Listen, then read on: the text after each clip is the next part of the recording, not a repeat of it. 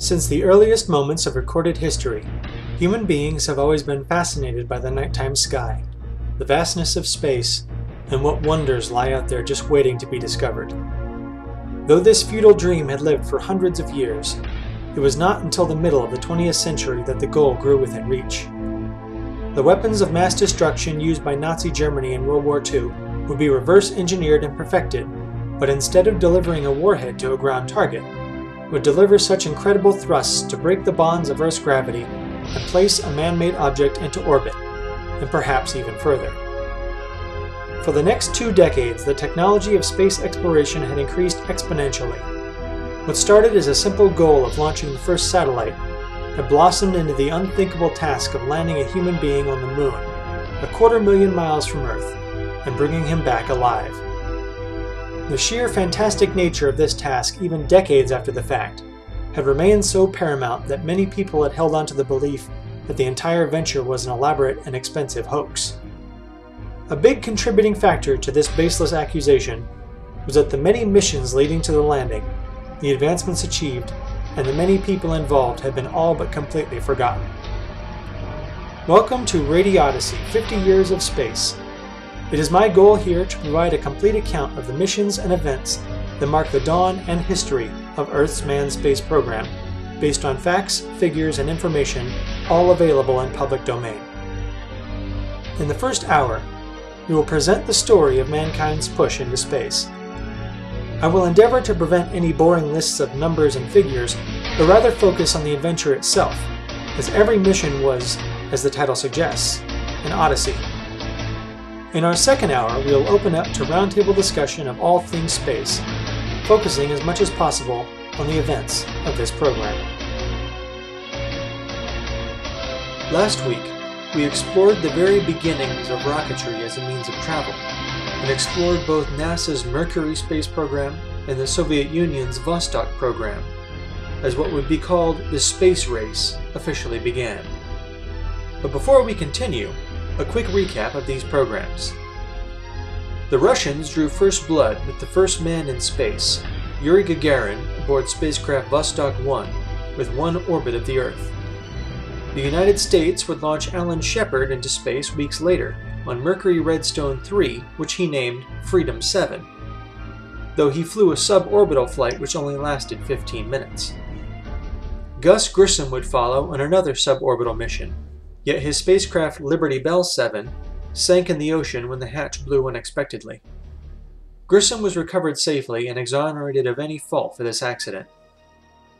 Russia strikes again with German Titov aboard Vostok 2 spending a whole day in space, orbiting the Earth 17 times.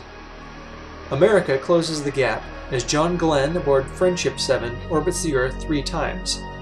Though he was scheduled for 7, the flight was terminated early when instrumentation showed the heat shield was loose. This, however, was a faulty indicator, and Glenn was returned safely, though NASA policy changed drastically as a result. Next scheduled to fly was Deke Slayton aboard spacecraft Delta 7, but during training he was diagnosed with a heart condition and grounded indefinitely. Deke would go on to serve in an administrative capacity as Director of Flight Crew Operations, and the 4th American flight was handed off to Scott Carpenter aboard Aurora 7. However, a guidance malfunction caused the spacecraft to expend fuel too quickly, nearly ending in disaster, but Carpenter returned to Earth safely and the program continued. Next was Russia's turn, with another spaceflight first, sending 2 craft at the same time, Andrei Nikolaev on Vostok 3 and Pavel Popovich on Vostok 4. These 2 craft were incapable of performing a rendezvous, yet still impressive records, with Nikolaev spending 4 full days in space. The Americans returned with Wally Schirra aboard Sigma 7, making the best textbook flight of the program, and finally Gordo Cooper aboard Faith 7, completing the Mercury program, orbiting the Earth 22 times over a day and a half, becoming the first American to sleep in space, though the Soviets had already done this in the previous flight. The Vostok program completed shortly thereafter, with another dual flight, setting new records and firsts. Valery Byovsky on Vostok 5 spending 5 days in space, a solo record that still stands to this day, and Valentina Tereshkova on Vostok 6, the first woman in space.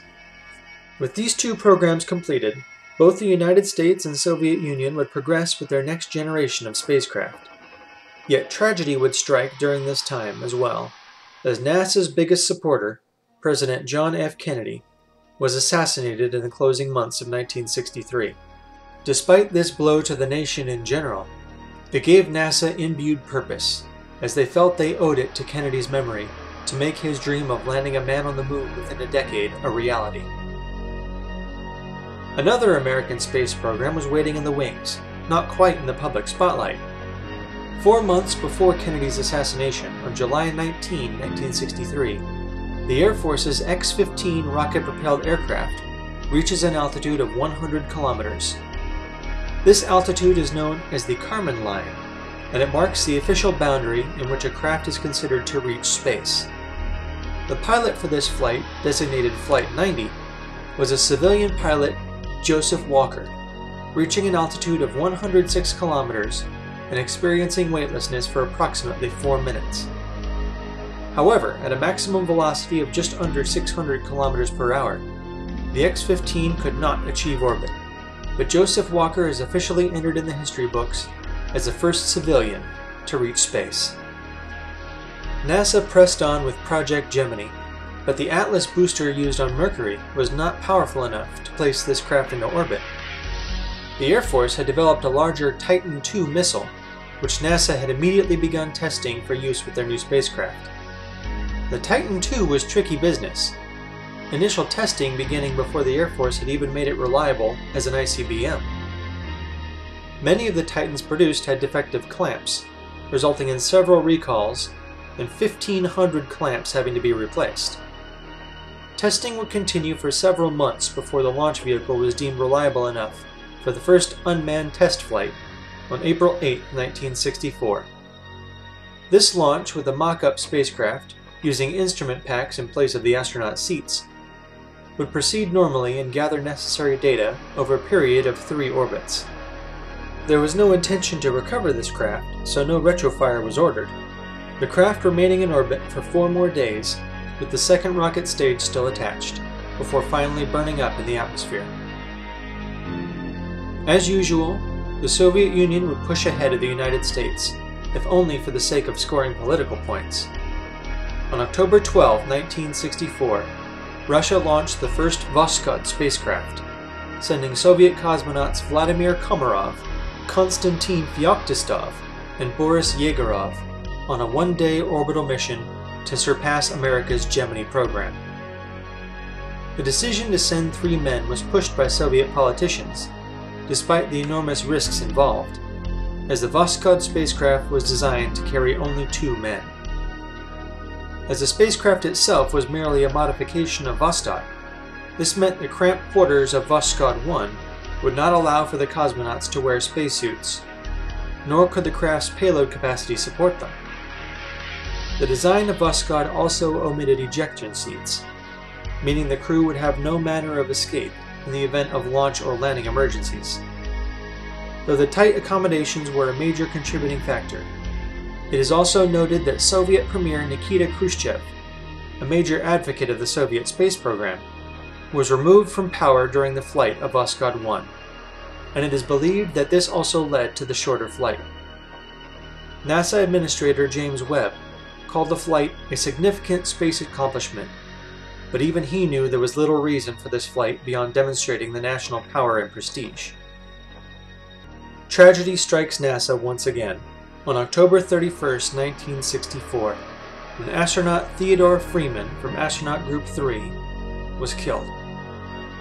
While making a return flight from the McDonnell Douglas training facilities, a goose flew into the portside air intake of his T-38 jet aircraft. The engine failed on final approach, and the plane crashed in the highway just short of the runway. Observers did not witness any evidence of Freeman ejecting. However, even if he did, the plane was too low for his parachute to function. America would lose its first astronaut, and it wasn't even during a space mission. 3 months later, the second unmanned test, named Gemini 2, successfully completed all of its objectives, clearing the way for the first manned launch 2 months later. Gemini 3, scheduled for March 23rd, would set a record for the United States, with the first man returning to space for a second time. Alan Shepard, America's first man in space, joined Tom Stafford as primary crew for the first launch of the Gemini program. This would, however, be called into question when Shepard began to show symptoms of nausea and vertigo. When flight surgeons diagnosed Shepard with an inner ear infection, NASA had no choice but to ground him indefinitely, as the effects would be catastrophic or even fatal in space. Deke Slayton, in charge of flight assignments, did not want to break up the flight crews, and made the decision to replace both Shepard and Stafford with the backup crew Gus Grissom and John Young. Irony of fate begins to play out, as Slayton sees an opportunity for Shepard to serve in a management capacity, as Chief of the Astronaut Office, a position Shepard had suggested for Deke when he was grounded years earlier. In this position, Shepard would be responsible for coordination, scheduling, and control of all activities involving NASA astronauts, as well as development and implementation of training programs. The Soviet Union would strike again. 5 days before the launch of Gemini 3, Pavel Belyayev and Alexei Leonov aboard Voskhod 2 would set another first in manned spaceflight. The only thing known to America at this time was the historical implications of this mission. However, many events came to light as the details of this mission were declassified decades later. What America did know was 90 minutes into the flight, Leonov left the capsule and became the first human being to walk in space, for a period of 12 minutes and 9 seconds. The remainder of this mission was kept secret, in particular the fact that the Soviet program did not take the vacuum of space into account in their spacesuit design, causing Leonov's suit to balloon out and become too stiff to move. As Leonov attempted to return to the capsule, the suit was too large to re-enter the airlock, forcing him to bleed off some of the suit's pressure in order to be able to bend the joints and fit in the airlock. There was tremendous concern on the part of flight surgeons, as they feared Leonov would suffer the bends, or decompression sickness, from this procedure. The mission itself was also plagued with problems, including difficulty in closing the hatch properly, inability to return to their seats due to the cramped conditions in full spacesuits, and a wild spin on re-entry when the orbital module failed to properly disconnect. The craft landed 386 kilometers off target in the inhospitable forests of Upper Kama Inland, somewhere west of Solokapsk. Though recovery forces could not find the spacecraft for several hours, they had already informed their families of their safe return. Temperatures fell below -30 degrees Celsius as night fell on the frozen forests. To prevent hypothermia, the two had to strip naked, wring out the sweat from their undergarments, and put them back on, climbing back in their pressure suits to stay warm. Aircraft had located the spacecraft but could not land in the heavy forest, where Belyayev and Leonov would remain until the next morning. A rescue party had arrived on skis the next day with food, hot water, and chopped wood for a fire. This chopped wood was also used to construct a makeshift log cabin, making the next night far more comfortable. On the second morning after landing, the cosmonauts would finally ski to a waiting helicopter several kilometers away, at which time the spacewalk would be made public to the world, but nothing else. This would also be the final Voskhod flight, and the Soviet Union would not return to space for 2 years. When we return, NASA begins to take a more active and leading role in space. You have been listening to RadiOdyssey 50 Years of Space on SciMAX Radio, the sci-fi voice of the universe.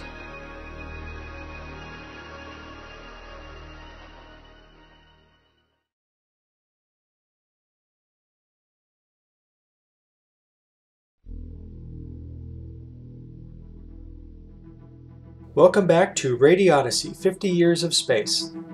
When we left off, the Soviet space program set new records in spaceflight, and both programs faced crisis and disaster. Though America's failures had the unfortunate problem of being up front and center in the spotlight, Russia's were kept secret until decades later. A new age was preparing to dawn for NASA and the American space program.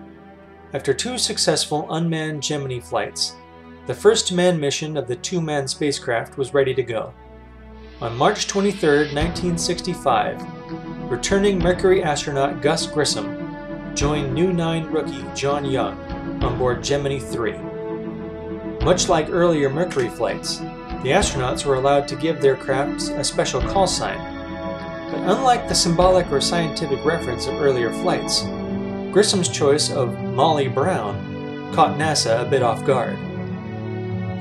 This name was a reference to the Broadway musical The Unsinkable Molly Brown, obviously as a hope that Gemini 3 would not be a repeat of Liberty Bell 7 having sunk in the ocean.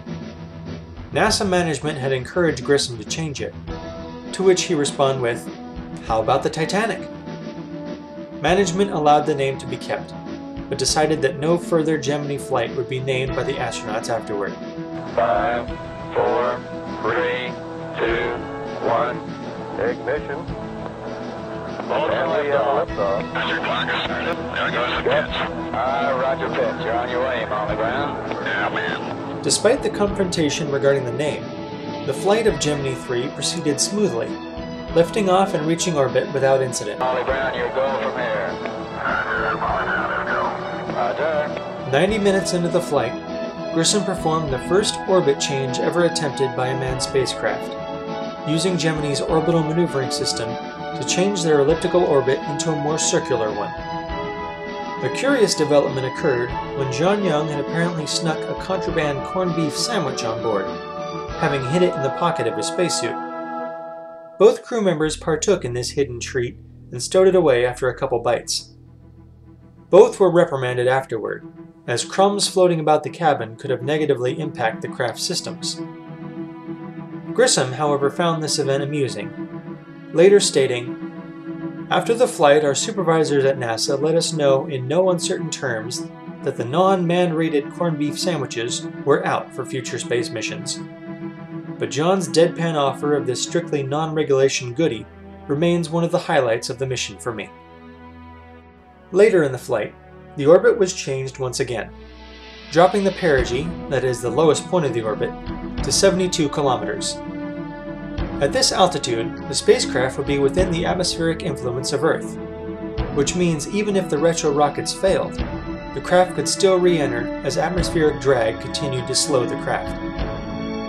Gemini 3 was go for re-entry, but encountered a problem when the spacecraft performed differently than wind tunnel tests had predicted, landing 84 kilometers short of its intended landing point. Grissom and Young remained inside the capsule until recovery forces arrived, and despite Grissom's fears, the craft did not sink and was recovered safely. Gemini was set for an aggressive flight schedule, launching in intervals of only 2 or 3 months, and on June 3, 1965, Gemini 4 was ready to fly. While the remaining Mercury astronauts were given first shots at Gemini flights, the rescheduling of the Gemini flight line after Shepard's departure found 2 new 9 rookies together on the second Gemini flight, Jim McDivitt and Ed White. These 2 were among the most perfectly matched of any of the astronauts' crews, having served together before even being assigned to NASA, and would come to be known to the public as the Gemini Twins. In the early planning stages, Gemini 4 was set to be a long-duration flight of 4 days, the first multi-day mission of the American program. But after Leonov's spacewalk and Voskhod 2, NASA pushed for EVA several missions earlier than planned. This was kept from the public until the successful completion of Gemini 3, at which time NASA would announce that Ed White would become the first American to walk in space. A special call sign was given to Gemini 4 by McDivitt and White, but due to the disagreement between Grissom and NASA management over spacecraft Molly Brown, the name American Eagle would never be attributed to the flight. Even so, Gemini 4 launched as perfectly as Gemini 3, but in a more historic fashion, being the first flight controlled by the new Mission Control Center in Houston, Texas, and the first flight witnessed live by an international audience, including 12 European nations. After reaching orbit, a special third objective took priority, requiring McDivitt to perform a rendezvous maneuver with the spent second stage of the Titan launch vehicle. While this maneuver seemed fairly straightforward, it proved unsuccessful for a number of reasons. First, the orbital mechanics of rendezvous are counterintuitive, and thrusting forward or back changes your orbit altitude rather than your relative position. As McDivitt attempted to maneuver closer, he would find the spacecraft moving away and downward. Since Gemini 4 was facing opposite the direction of flight, thrust toward the spent rocket lowered the orbit, increasing the relative speed. Compensating for this proved very difficult for a trained pilot, as it goes against all natural flight instincts. Also, the spent stage was dumping residual propellant, causing it to move around and tumble in various directions. Furthermore, there were only 2 running lights on the stage, making it difficult to determine orientation. Finally, with no radar on board Gemini 4, range and rates had to be determined visually, and this perception had differed between the 2 men by as much as 800 feet. Roger, Primus. We still have the booster. We're out quite a ways from it now. It's taking a little more fuel than we had anticipated. I tell him, as far as we're concerned, we want to save the fuel. We're concerned about the lifetime of what we are matching that booster. McDivitt had finally called it quits after expending almost half of his thruster fuel, and wanted to concentrate more on the upcoming EVA objective. After spending an orbit to prepare, the crew began to depressurize the cabin and open the hatch during daylight on the 3rd orbit. Hawaii, Houston flight. Houston flight, Hawaii, Capcom, go. Tell him we're ready to have him get out when he is. Gemini 4, Hawaii, Capcom. We just had word from Houston. We're ready to have you get out whenever you're ready. Okay, we better go now, is that right? Affirmative. Ed White would remain connected to Gemini 4 by a tether, which also provided communications and life support for his suit.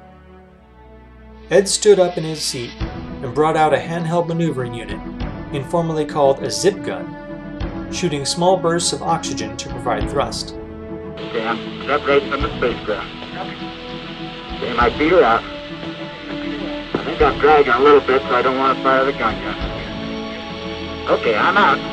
Stepping outside the capsule, he began to float about freely, using the gun for small maneuvers around the spacecraft. There goes looks like a thermal blast, Jim. It is. As White drifted out to about 15 feet, McDivitt began taking photographs from inside, seeing how much Ed was thoroughly enjoying the experience. Okay, I'm coming over. I feel like $1 million. This is the greatest experience it's just tremendous. The time limit of 20 minutes was strictly enforced, as the flight director did not want the EVA to continue in the darkness of night, as well as the limited communications when Gemini 4 moved out of range of the Bermuda tracking station. Gemini 4, Houston, Capcom. Gemini 4, Houston, Capcom. The spacecraft rates are up about 1 degree per second. Break in, yes. Houston, Capcom. I don't even know exactly where we are, but it looks like we're about overtaking you. Gemini 4, Houston, Capcom. As a matter of fact, it looks like Houston down below us. Gemini 4, Houston, Capcom. Hey, Gus, I don't know if you're ready, but we're right over Houston. See what flight director's got to say. The flight director says get back in. Well, this is Jim. What, got any message for us? Gemini 4, get back in. Okay. Having received the order to get back in, White maneuvered back into his spacecraft, noting at the end of the EVA as the saddest moment of his life. After the EVA, the spacecraft's maneuvering system was powered down, and Gemini 4 would drift for the next 2.5 days to conserve remaining fuel.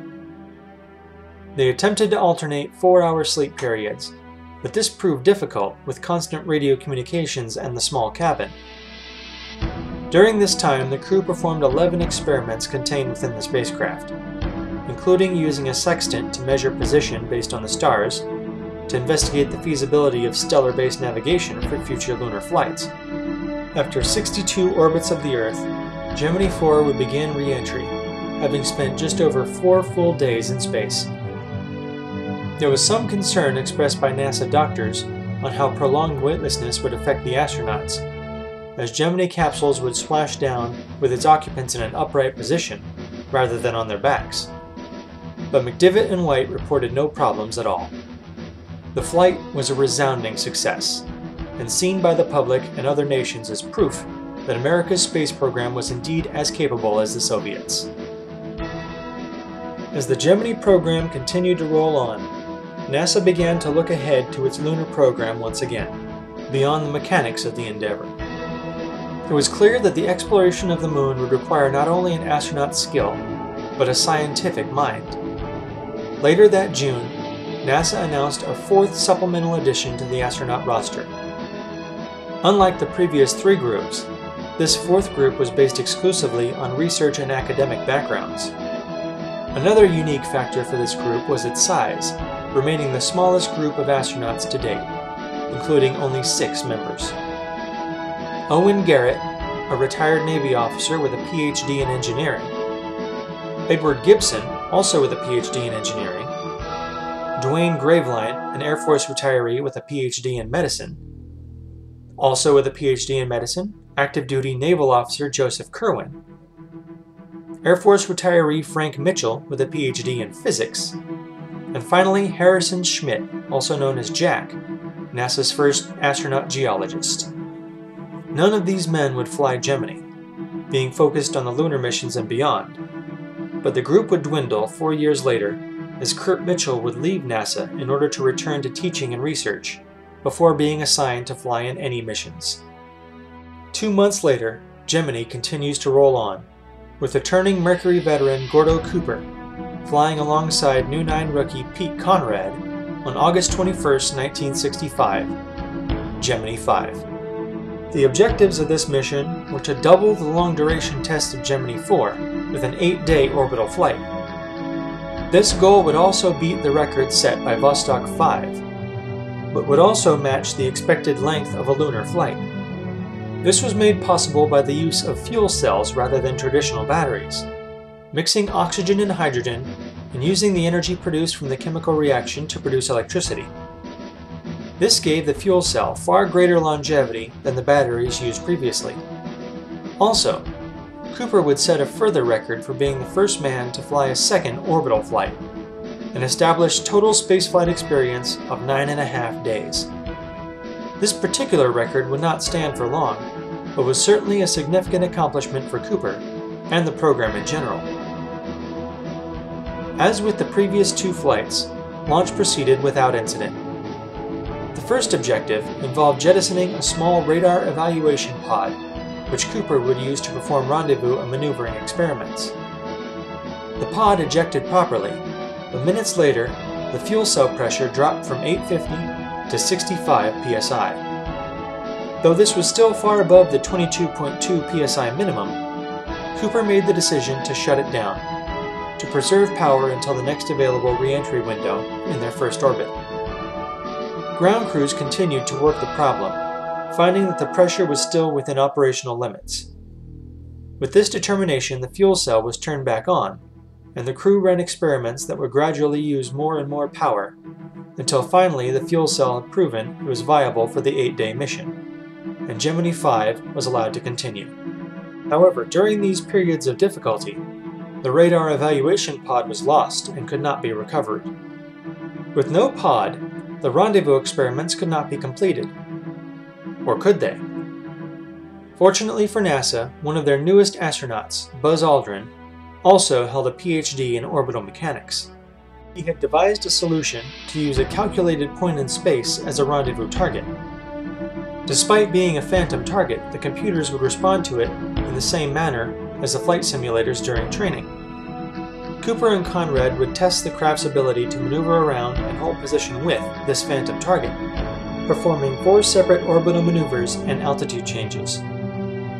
Sleep was a major concern, as the 2 men would have the same problems alternating sleep periods as McDivitt and White did 2 months earlier.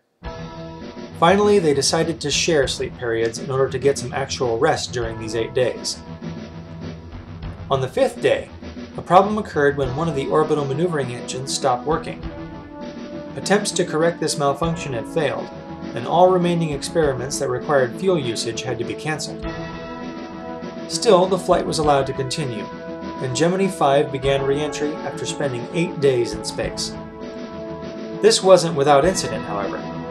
A programming error in the craft's onboard computer had calculated the orbits as 360 degrees, failing to take the rotation of the Earth into account, which would have been 360.98 degrees.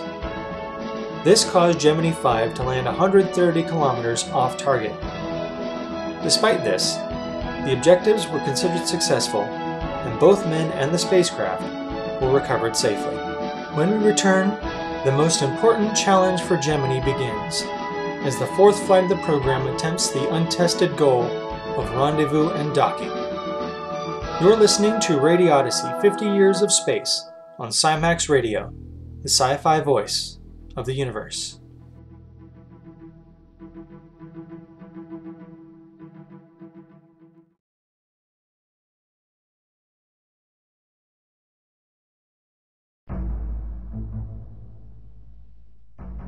Welcome back to RadiOdyssey 50 Years of Space.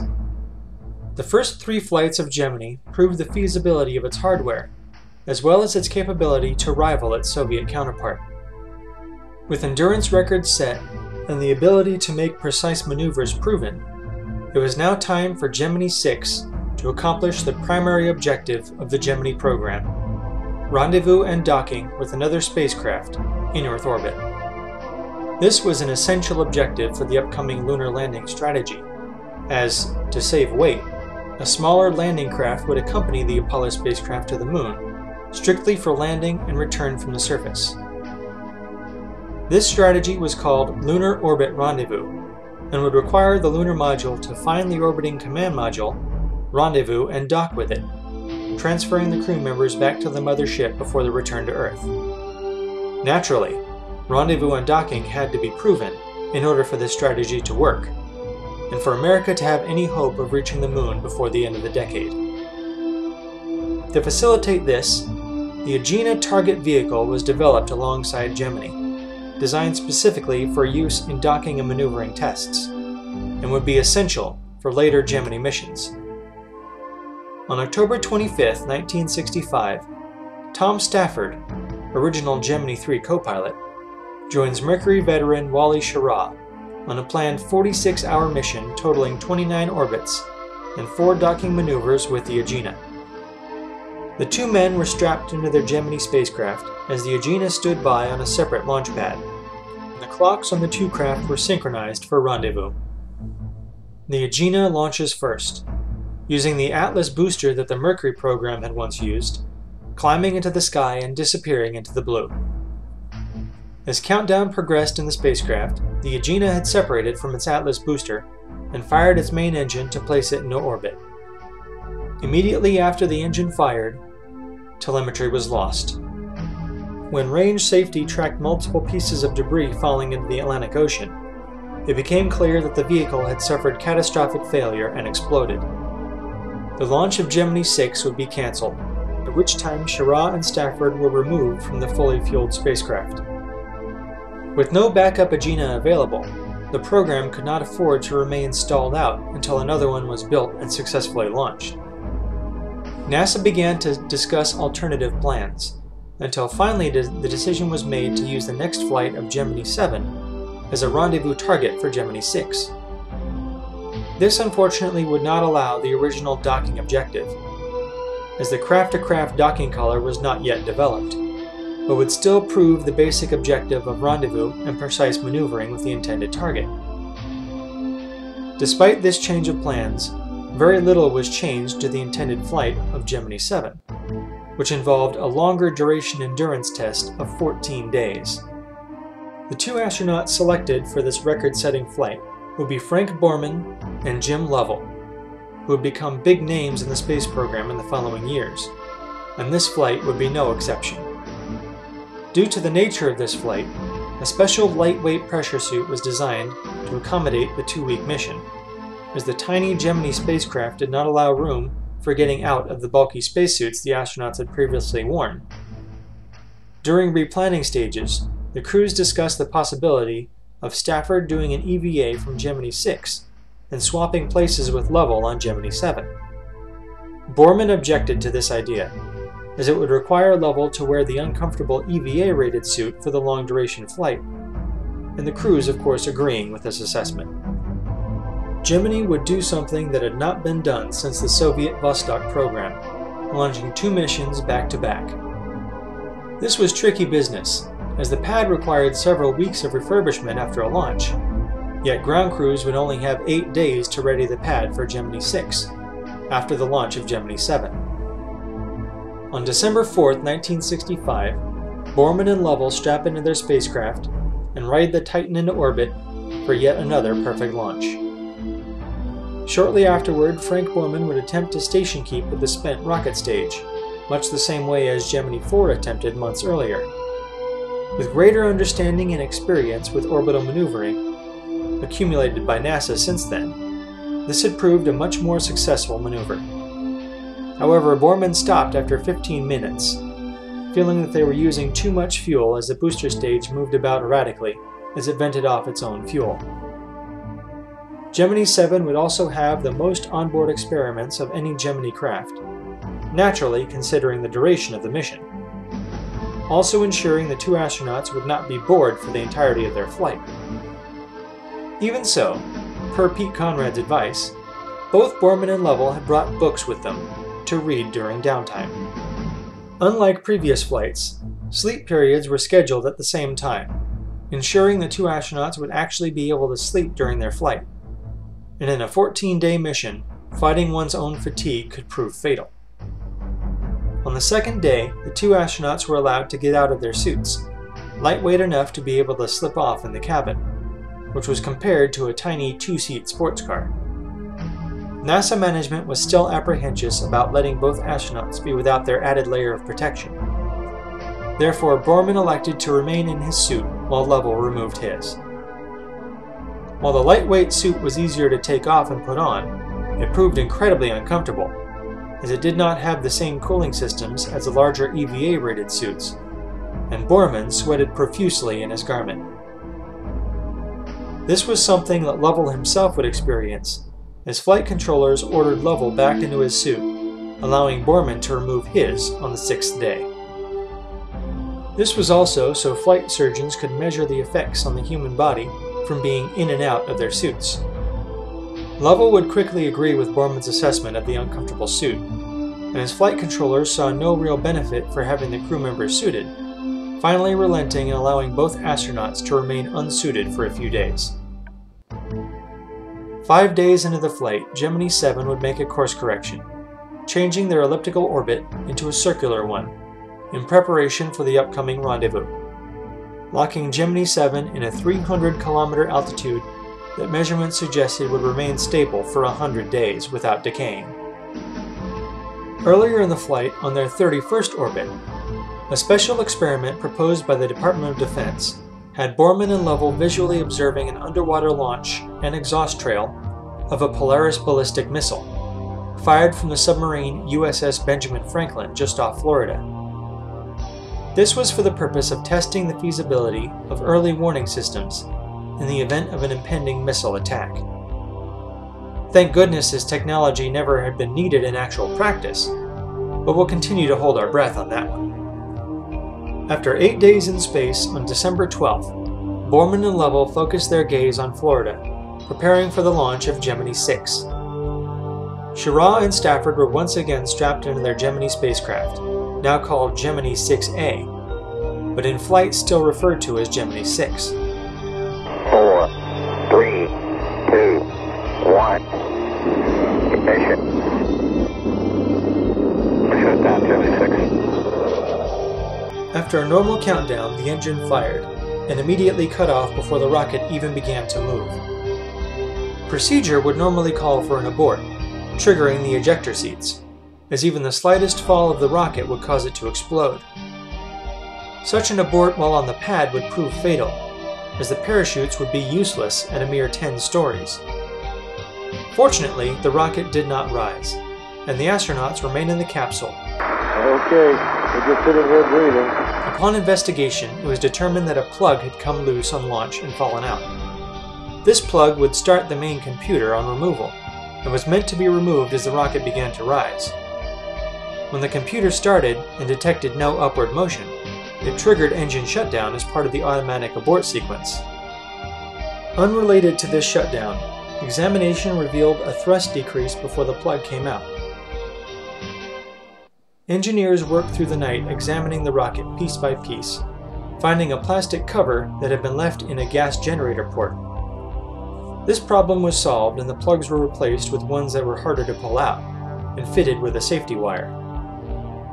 With these problems solved, the rocket lifted off successfully on December 15, 1965, on course to rendezvous with Gemini 7, now in its 11th day in orbit. The act of orbital rendezvous is a lot trickier than it may sound, as two vehicles traveling 17,000 miles per hour, over 100 miles up, must not only find each other, but maneuver in close, like two cars tailgating a foot apart on a high-speed freeway. This maneuver had also been compared with one person standing in the backyard of a house, throwing a tennis ball over the roof, while another person stood in the front yard trying to hit it with a rock as it came sailing over. The orbital mechanics and mathematical equations involved would boggle the mind, as factors including the spacecraft's weight, thrust and acceleration of the rocket engine, rotation of the Earth, and varying levels of air resistance as you slowly leave the atmosphere would all have to match up perfectly. The slightest miscalculation could spell disaster for both craft. Once in orbit, at 94 minutes from launch, Schirra would initiate the first burn to begin rendezvous with Gemini 7. Over the next 3.5 hours, 2 more burns to exceed 7's orbit curve and catch up to them. At 5 hours and 4 minutes, Schirra spotted 7 as a bright star, initially mistaking it for Sirius. Minutes later, correcting himself. Hey, I think I've got it. Is that spacecraft 7? Several more small burns as the spacecraft approached within 130 feet of its target. Ask them what their range is now. About 20 feet. Yeah, we're sitting up here playing bridge together. We're in formation with 7. Everything is go here. Roger. Congratulations. Excellent. Thank you. It was a lot of fun. With plenty of fuel remaining, the two craft would fly in formation for the next 3.5 hours, each testing their ability to control and maneuver their craft. The maneuvering systems on Gemini were so good that even under manual control, the craft flew as close as 1 foot from each other without disturbing the other. Orbital rendezvous had proven a complete success, and just like that, it was all over. With Gemini 7's sleep period approaching, Gemini 6 would make a small burn, drifting out to about 10 miles to avoid accidental collision as the two crews slept. But just before everyone went to sleep, Gemini 6 had a small Christmas surprise, when Schirra's voice could be heard over the radio. Roger, Houston and Gemini 7, this is Gemini 6. We have an object, looks like a satellite, going from north to south, probably in a polar orbit. He's in a very low trajectory, traveling from north to south, and has a very high brightness ratio. Looks like it might even be about a very low, looks like maybe 1%. Stand by one. Looks like he's trying to signal something. At that point, the sound of the song Jingle Bells could be heard playing on a small harmonica and a handful of small bells. We got him too, 6. That was live, 7, not tape. You're too much, 6. The Smithsonian Institute claims that these were the first ever musical instruments played in space, and keeps both on display. The next day, Gemini 6 re-entered the atmosphere in a near bullseye splashdown, only 11 miles northeast of its target. This would also go on to be the very first space mission to be televised live, using a transportable satellite station on board the carrier USS Wasp.